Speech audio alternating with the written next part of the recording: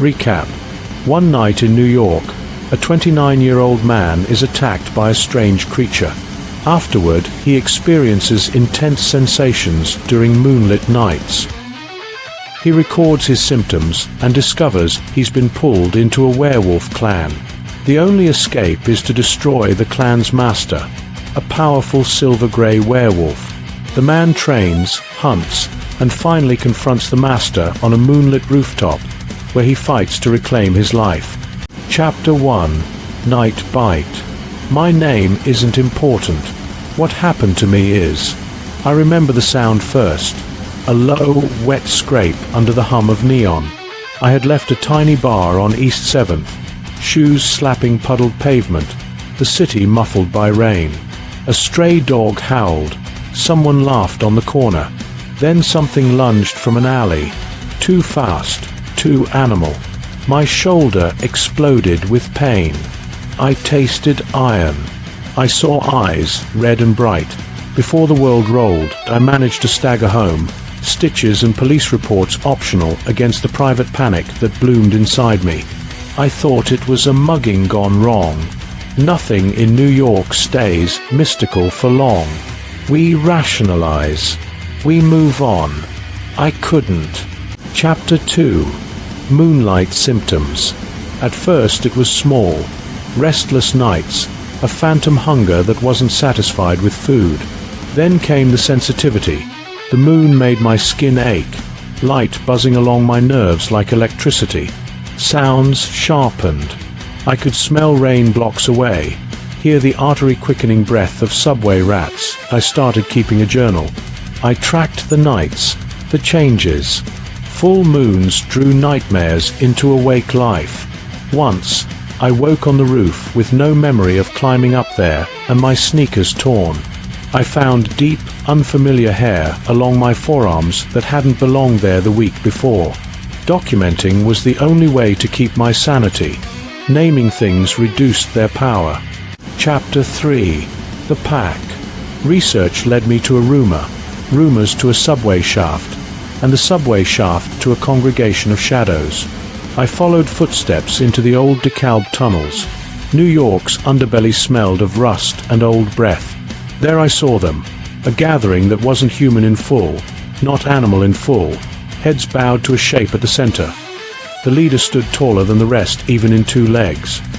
His hair was silver-gray, his eyes burned red. He spoke, and the others moved like tide. He knew me, or at least the mark I carried since the bite. It was then I learned the truth. The bite tied me to a clan. I was marked, an affiliate, and under their laws unless the master was destroyed. Chapter 4. Preparation. Freedom had a price. The stories said only killing the master broke the bond. There was no priest, no cure, just a brutal contract written in tooth and paw. I trained. I scavenged. Silver isn't a magic from movies, but it leaves marks. I learned the master's patterns. Rooftop preening, a territorial circuit that traced the island like a wound. The city became a map of vulnerabilities and weapons. By day I was normal, a man with a job and a coffee-stained shirt. By night I was hungry, sometimes feral, sometimes lucid enough to hold a blade. Chapter 5. Turning. The night I faced myself was the night I stopped pretending I controlled everything. On a rooftop with a skyline spread like cathedral glass, the moon full and cold, I felt the change come like a tide. Bones shifted. Cloth tore. I became something both of and removed from myself. Faster, stronger, rawer. My eyes glowed green, and for a terrifying instant I knew how easy it would be to let that creature rule me forever. But memory held in the corners. My father's voice, the smell of my mother's kitchen, pulled me back. Becoming didn't erase who I was. It only added new weight. Chapter 6. Rooftop Duel. We met under a moon the color of old coins. He was more than legend, a werewolf of athletic build, sharpened teeth and claws, silver-gray hair and glowing red eyes who moved like the city itself. Patient, hungry, inevitable. The fight was a series of strikes and counters, concrete and metal ringing underfoot. He had strength I didn't expect, and a cruelty like winter. I struck for tendon and throat, though not without paying for every inch. The silver did its work. It burned. He howled a sound that made my teeth ache. He fell. As he did, centuries of command cracked like ice. I felt the bond snatch free inside my chest and go slack when dawn bled into the skyline.